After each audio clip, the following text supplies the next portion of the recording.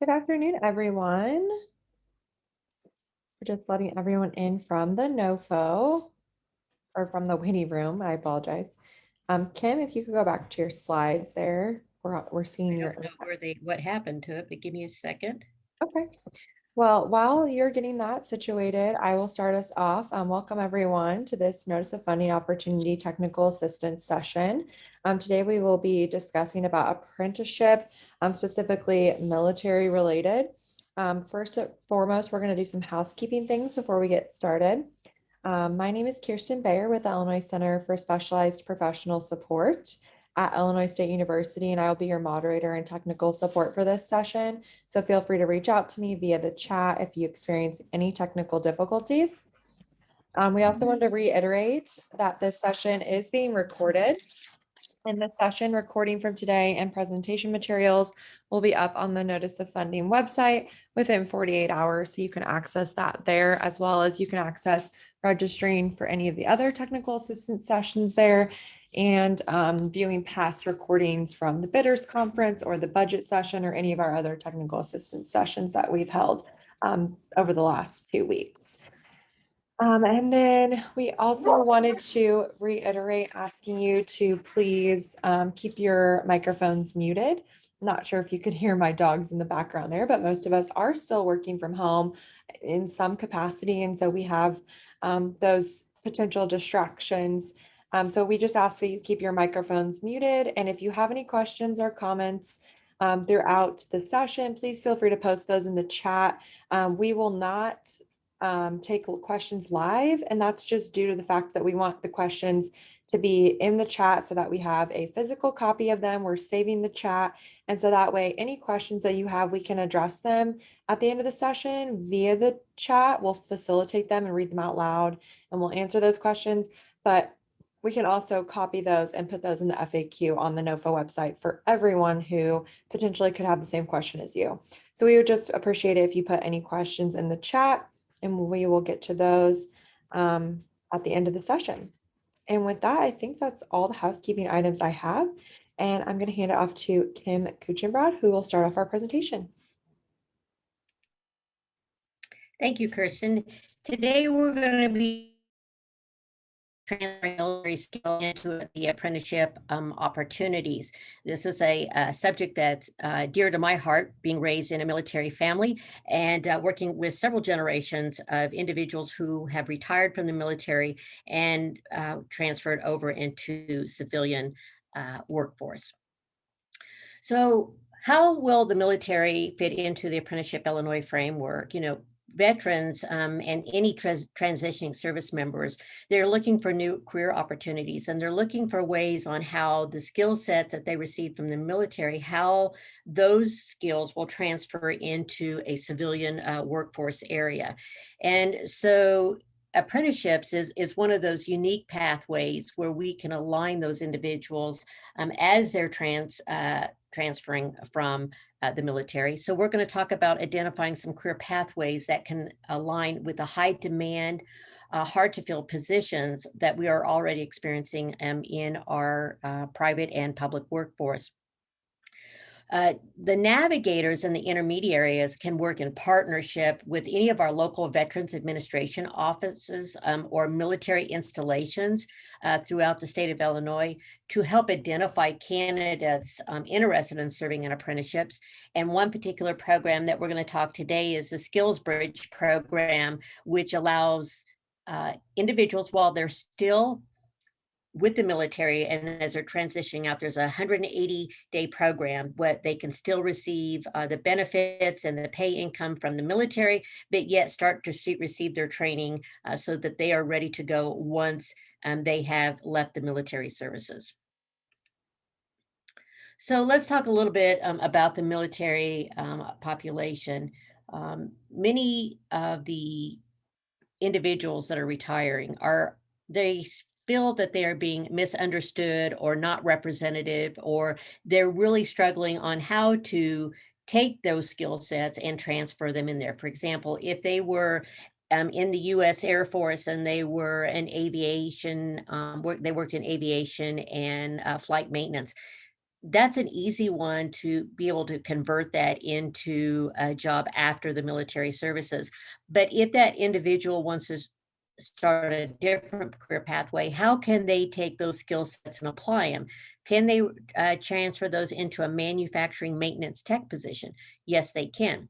Can they work for other airports if they wanted to work in that way? Yes, they can. Or if they wanted to work for a aviation manufacturer, some of them, even though that they've been mechanics, they could also transfer into the technical side of it and actually creating the training manuals as well as the maintenance manuals because of their experience that they've had, some of it even in that high security clearance areas. But in the meantime, they're struggling there because they feel like their lack of education and skill sets is not needed in civilian workforce, and that is very far from the truth. It's just getting that mindset around how can they transfer those skills. Sometimes when they are out applying for positions, they or even if they are hired into a new position, they feel like they're not valued by any of the hiring managers, or that the hiring managers do not want to particularly focus on hiring individuals with veterans for many reasons. Some of it could be, dealing with um, uh, post-traumatic stress syndrome, or it might be one option. Or even if we have someone from the military who is coming back and has received an injury of sorts, and maybe there's a disability and they're not knowing how to transfer their workplace in order to accommodate that. And that's kind of a really misnomer on that, because as we've discussed in other TA sessions already, when you're working with individuals with disabilities, it can be physical, it can be medical, it can be a mental, and that particular department at DRS is there to assist those employers as we transition. Sometimes the employers do not understand how that military experience can transfer into the civilian work. The employers are looking directly at their job descriptions, and they're looking specifically at that and not looking at what that military personnel can bring to the table. Some of these skill sets are some of the hardest skill sets that they're having hard time filling those positions, as well as that strong work ethic, which has been instilled into the military personnel. And so it is a paradigm shift that we are going to be working with employers to look beyond into untapped talent pools. And the military is one of the most untapped talent pools that we have in our workforce today. And so veterans may be qualified for certain positions, and an individual may have gone directly from high school directly into the military. Maybe they've been there, they were there for 6 years, 8 years, 10 years, or maybe they've been someone who's had a whole career field and have retired completely from the military. And so maybe they do not have that associate's or that bachelor's or any other advanced degrees. But so they're not feeling like they're meeting the needs of what the employers are looking for.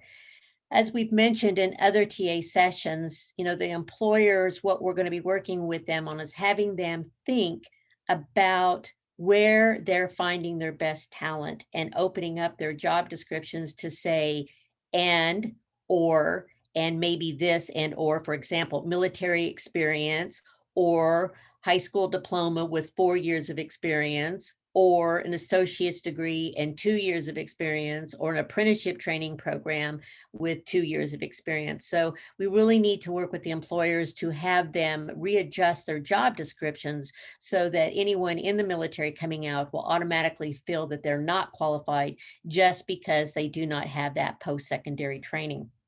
And so apprenticeships is a great opportunity to help the military personnel gain that additional experience as a credential moving forward. So when I talked a few minutes ago about the here in Illinois, project, and I know this is a little out to date, but this is the most current information that I could get from the Department of Defense. But in FY19, 1,650 individuals separated from the military. And on the right side of the screen, you can see from our two bases, the naval base up in the Great Lakes region, 830, and in Scott Air Force Base in Southern Illinois, 820. So that's not including the bases that are in surrounding states where we could pull our workforce from as well. But you can see over the years, we have lost a substantial amount of individuals who've separated from the military. So the question we need to ask is, where did they go? Were they at the age where they went completely into retirement? And they could be an older worker deciding maybe retirement's not quite for me yet, so maybe I'm going to pick up a part-time job. And that's fantastic. And so there are services out there that we can help identify those individuals through our Department of Aging. But what about those young individuals who are in that 24 to 50-year age that are retiring? And where did they go? Did we lose them outside of the state of Illinois? Did we lose them to those surrounding states? Did they leave the Midwest altogether? Or are those individuals in career fields that they chose to go into, or they took that career field because they could not find an opportunity so they could transfer those skills into it? So over the years, each year, the average is over 200,000 individuals separate from the military. And if we can tap into those, that is a talent pool that not only can be very beneficial to the employers, but it's going to help fill those skills gaps and fill those hard to fill unfilled positions. And if we can do that through apprenticeship training programs, this is an option we need to look at very carefully. So not only are they bringing technical skills to the workforce, but because of the type of training individuals receive in the military, they're going to bring three top skill sets with them, and that is their leadership skills, their training skills, and their personal growth. In the leadership skills, individuals from the military take extreme responsibility for themselves and their actions, and they usually step right up to the plate to make sure that their team is working cohesively together. So when they're trying to make a decision to take some type of action, you know that that decision is going to be very sound, and it's going to be a very timely decision. Underneath their training skills, they're not only looking at the technical, but the tactical proficiencies in a variety of skills. So they're looking at, okay, we have this task to get done. What are the steps? What is the timeline? What are the processes that we need to go through? And this is a skill set that easily, if an individual from the military is being looked at a supervisory management or a frontline manager, these are skills that they're going to be able to use in these positions. Even in the personal growth areas, they have strength in resiliency. They work well in teams because they've been trained to work in a team environment. Many of the skill sets that I'm referencing here are what some might call the soft skills or those work ethic skills. And these are skills that are very difficult to teach to an individual. But in the military, this is something they focus on very strongly. And that, again, is going to help transfer into the workplace, but also can set examples for others in the workforce. So how do we align the separated military personnel to the industry partners and employers? Well, first of all, the Department of Defense invests tens of thousands of dollars in training of these service members. So you know that they're going to receive some quality training already. And then we're going to look at what is the formal training, how has that been supplemented with the military? They usually have extensive on-the-job training. which aligns very well with apprenticeship training programs, and they accumulate hands-on experience through those service member careers. Again, this is an easy transition for military because they've already gone through this process once. And so it's something that's not new to them, but they're comfortable with, and they already understand what's going to be the ask of them in an apprenticeship training program. As I mentioned earlier, the DoD has invested a significant amount of funding to develop a skill bridge program.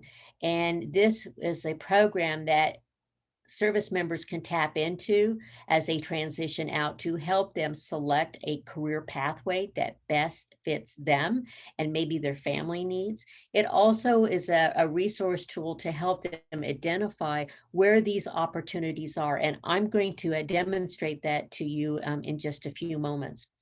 But right now, I would like for you this workforce GPS site that I'm pulling up here as a resource tool. The GPS, Workforce GPS, is a wonderful resource for you to use not only in apprenticeship training programs, but anything relating to workforce. And they recently had a presentation that I found interesting that provided a resource guide for any state grantees on how do you expand veterans participation in apprenticeship training programs. In this site, it's going to line everything from your GI Bill and the benefits that are there, how to how to communicate with your veterans offices, your local veterans office, the Skill Bridge program, or even reaching out to any of your American Job Centers for additional assistance. But what I like best about this particular uh, document is it also lines out if you're trying to focus with business engagement, here's some resources that you can tap into depending on the situation or the clientele specific needs of that client. And there's their contact information. So I do encourage all of you to go to this link and review it and be able to tap into these resources when working with the military. Now, the other one here we talked about how do you engage with the businesses. Here's one on program development and how to implement your resources. Because this is a very specific population that we're dealing with, the more resources that you have at your fingertips, the more successful your apprenticeship training program will be. So this is the link to the Skill Bridge and the Career Skills program. And we're going to demonstrate that one in just a few minutes, but this is a resource on how to find that and where to find the military installations across the United States. Other resources that we have out here is the WOTC tax credit, the Work Opportunity Tax Credit, that employers can apply for when hiring military personnel. And then there's the Special Employer Incentive Program through the Department of Veterans Affairs. And these are the contact sites. Then down at the bottom here, the last one, apprenticeship recruitment assistance and apprentice support. You know, how identifying these individuals for recruitment. You know, are there certain resources or sites that you can go to identify these candidates? For example, locally, you could reach out to your local VFWs, and you could also reach out to your Veterans Affairs office or even your veteran medical, your VA centers who are working with individuals with special either medical or mental assistance that they're receiving right now. Inside many of the VA centers, they already have job groups that they're working for where they're assisting individuals with those job readiness, such as your resume writing, your mock interviewing, and how to identify what careers are available within their region. And I would encourage you to tap into those local resources, connect with them, and you can start to identify the talent pool for the military personnel. And then down here, I'm at the bottom of it again, is a quick start action plan for expanding apprenticeships into the military. This is a wealth of information down through here. The Urban Institute it into the registered apprenticeship training programs, and then some specific associations, such as the U.S. Automobile Association Employer Roadmap. This is has some apprenticeship training program opportunities for individuals who've been working on the mechanical side with the military.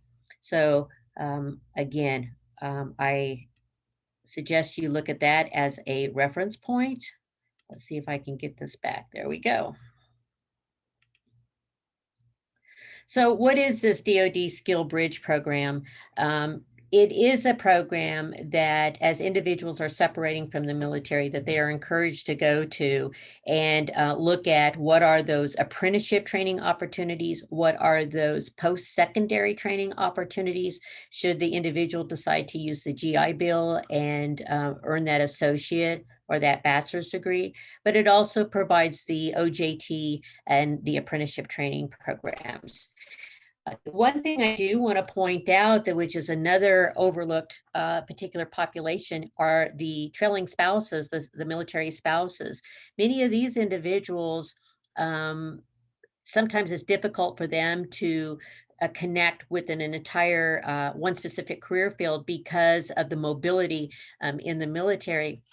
But if you reach out to the military spouses, both male and female, out there, we want to look at skill sets that they can obtain that are transferable nationwide, as well in some other the foreign countries. Because if they have that transferable skill and they have that credential, of course, it's going to go anywhere, but it makes that spouse able to help with the family's income while that individual is still in the military. So really, we're talking about two different pots of talent pools. One are the individuals who are transitioning into the workforce from the military, but as well as those spouses who are whose spouses are still in the military. We can tap into them as well. So let's go take a quick look at the Skills Bridge program. So this is the link. May take it a second to pull up here. So under the Skills Bridge program, you can automatically see the map and you can maneuver around through it. And I'll pull it up in Illinois. Okay, so in Illinois here, each one of these tabs represents a particular training program or an apprenticeship training program. When you're doing a search as well, if you're not using the map legend, there are some that are marked with a red letter N, and that means that that program is nationwide. For example, let me see if I can pull one up here. Under Springfield, Northwestern Mutual Military Internship. Of course, this is working for Northwestern Mutual. There's the N that I referred to, meaning it is a nationally recognized program. So if someone is at Scott Air Force Base or the Great Lakes region, they could start this, but it is something that they could complete their training if they needed to in another state. And it is a registered program with DOL. And so, of course, then the individual would just go straight here to apply for that particular position. So now let's just pick one up here in the Chicago area. So JB Hunt Transport, again, another nationally recognized one. But if you've had individuals in the military that were working in supply chain or in the logistics field, and they wanted to stay in this particular field, this may be one of the apprenticeship opportunities they may want to explore. There are some where you can also look into going into the management side of the supply chain. And then if we want to go down here, I will just pick one down here in the south. Let's see where this one's going. Okay, this is the Titus Transport Holdings. Again, they're located in Edwardsville, Illinois, another nationally recognized that teaches the operations of logistics. This one here may be tied into, and I do not know this for sure, but it may be tied into the Association of Supply Chain Management, which is a globally recognized apprenticeship training program. But we would have to look into that a little bit further to see what training programs Titus Transport is using at this time. Now, when I call down here at the bottom, you can see all of the different training programs, and they are usually recognized with the national first, but you can also come up here and you can search by Illinois. And of course, this one's going to pop up automatically. But if I want to do provider training programs, see if I can get it to pop up here.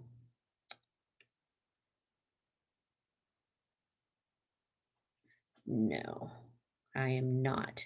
Okay, so if you wanted to go to the skills, okay,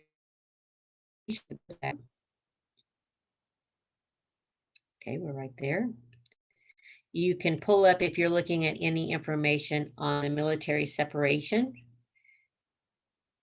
And this is where I was showing you the details earlier about what was happening between each of the bases as well as a national level. And you can always go here to find the most up-to-date information. Under resources, again, lots of information here that you can use, information about your apprenticeships, the Skill Bridge program. All of this is right, as well as industry employers, what's out there for them and how do they build their own apprenticeship training programs, specifically when you're dealing with the military. Again, just a wealth of information down here. All right. And then over on this side, these are all the individuals that are already certified in a training program. So if I wanted to do opportunity type, again, this is broken down in alphabetical, and then it tells you which state is delivering it and the duration of the program. Now, all of the training under the Skills Bridge program has to be completed with the 180 days prior to the individual separating from the military. And that's very important. So you do not want to pick a training program that's going to go beyond that particular time frame. All right, so let me kind of go back here. All right, so let me minimize that. All right, so as I'd mentioned earlier that with this, you can connect the service members with those industry partners and start to develop that real world experience that they've already designed and facilitated with some of the service members already. And then again, just as a reminder that the Skills Bridge program must not be more than 180 days and must occur while they're participating as a service member. And this is the Department of Defense. So what are some of the benefits of the Skills Bridge program?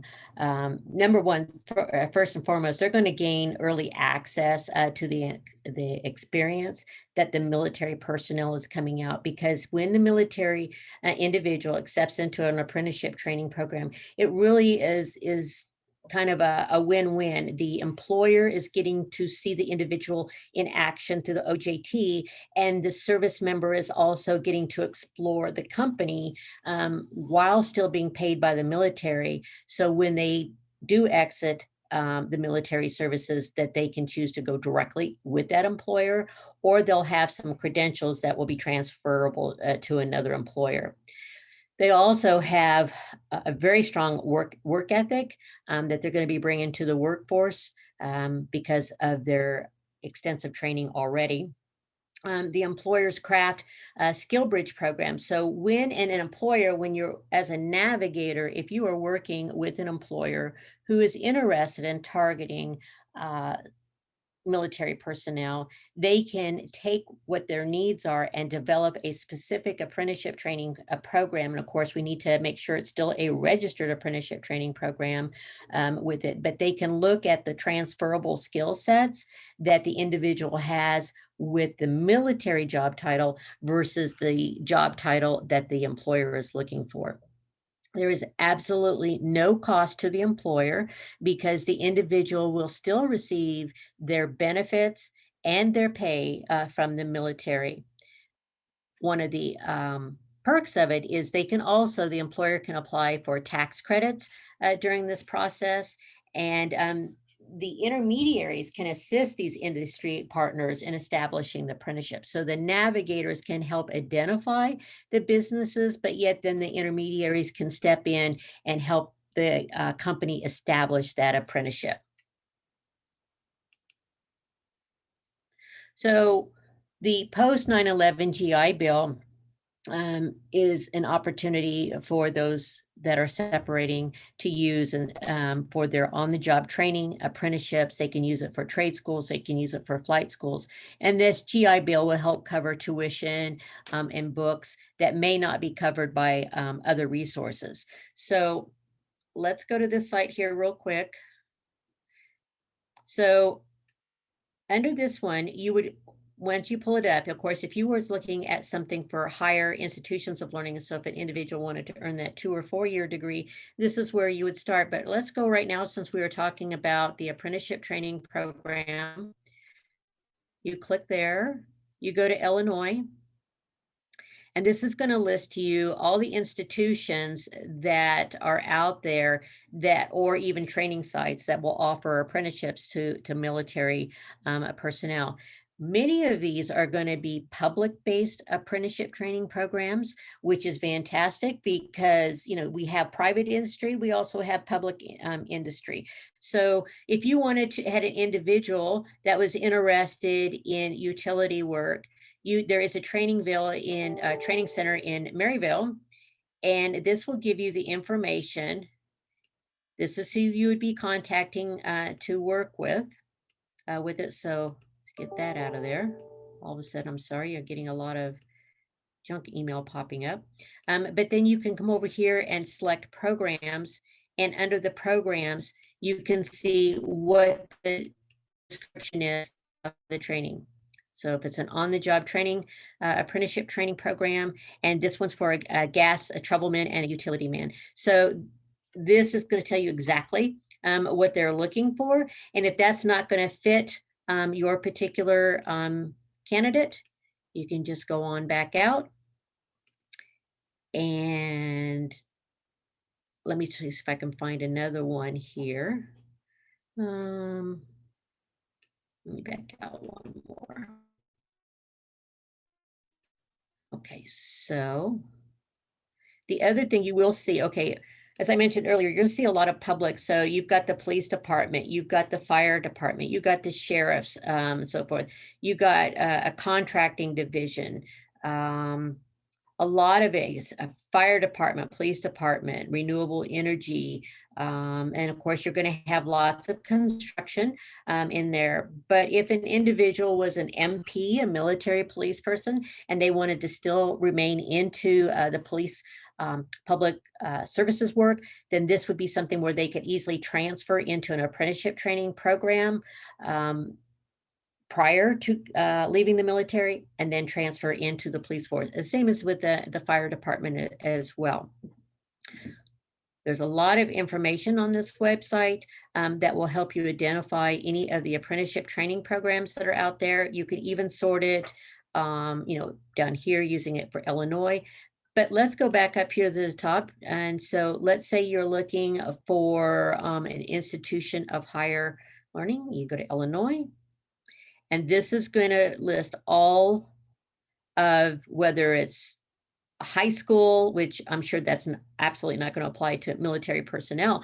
But here are all the different training sites, post-secondary sources that are out there. And of course, you can click on that to find out what programs that they can offer to a veteran. Okay, let me get back out of that. All right. So really, what is the navigator and the intermediary's roles when you're working with the military population? The intermediaries can assist the employers in helping identify those transferable competencies between the military training and the job requirements that they're looking for. They can help them also look at what are not just the competencies, but what are the credentials that they're looking for, and help employers realize that there's more than one particular career pathway into a field. So it shouldn't be pigeonholed that it's only an associate's degree or a bachelor's degree, but there are other ones, such as adding that high school and so many years of experience, or an apprenticeship training program, or military plus so many years of experience. They can assist with registering the apprenticeship training program. They will also serve as a liaison with the Skills Bridge program. If the employer is not aware of the Skills Bridge program, this is an opportunity for the intermediary to sit down and share that information with them, as well as acting as that liaison. If there's something that's not listed on the Skills program, how do we get it registered on the program, as well as with the Department of Labor? They can also work in partnership with their regional vets employment coordinators through IDES, your American Job Centers, your vet employment services, your VA centers to help identify candidates for apprenticeships. Whereas the navigator, while the intermediary is working on trying to identify candidates, the navigator on the other side is going to be working with businesses, especially certain sector partners, to see if they can build a bridge or become a sponsor for the Skill Bridge apprenticeship training programs. The navigators can provide additional resources, such as the tax credits for hiring the veterans. They can also share previous success stories that they've experienced or encountered with hiring military personnel. The other is that they can help support the industry sector partnerships in identifying this untapped talent pool. The navigators, as mentioned in previous TA sessions, are required to go through the talent pipeline management training. And under strategy 4, which is called the back mapping strategy, the navigator can sit with the employer and say, where are you truly finding your best talent pool that you are able to retain in your workplace? Are you pulling from a specific high school program, or maybe an associate's program? Are you identifying individuals from a competitor, and did that competitor hire them from a military services branch, and in that area, what particular training did that individual have? Because as an employer, you don't want to put all your eggs in one basket, because if that source should dry up for whatever reason, you want to make sure that you're able to diverse your workforce with as much talent as you possibly can. And of course, one of the most important roles of navigators is to support the intermediary and to assist them as needed. So as we wrap up today's presentation, I just want to remind you of a few things regarding the NOFO. This is the site. If you have not bookmarked it, please bookmark this page. This session is being recorded. It will be uploaded to the NOFO site, so you can review it again at your leisure, as well as any FAQs that come from this session. They will be added to the site as well. Any updated resources, any updated announcements about this NOFO will also be on this site. Your timeline for submitting your application is September 15th at 5 o'clock. If your application comes in at 5:01, we will not be able to accept it. So please make sure you get your application in on time. Questions regarding this NOFO must be submitted in writing to apprenticeship@illinoisworknet.com. There is an individual who is monitoring this daily. They will review your question. If it hasn't already been asked and answered under the FAQ, they will respond to you in a timely manner. So at this point, I'd like to go ahead and open it up for any questions that you may have about working with the military personnel in regards to apprenticeships.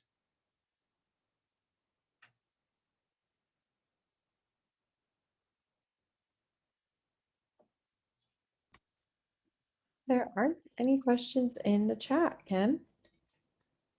Well, maybe that's a good thing. I think maybe I've answered all their questions, but even after the session ends, if you come up with anything, do not hesitate to put them in the FAQ and we'll be happy to respond. Yes, absolutely. And thank you so much, Kim. And thank you to our attendees for your time today. I'm going to go ahead and close this out, and everyone have a great rest of your Thursday.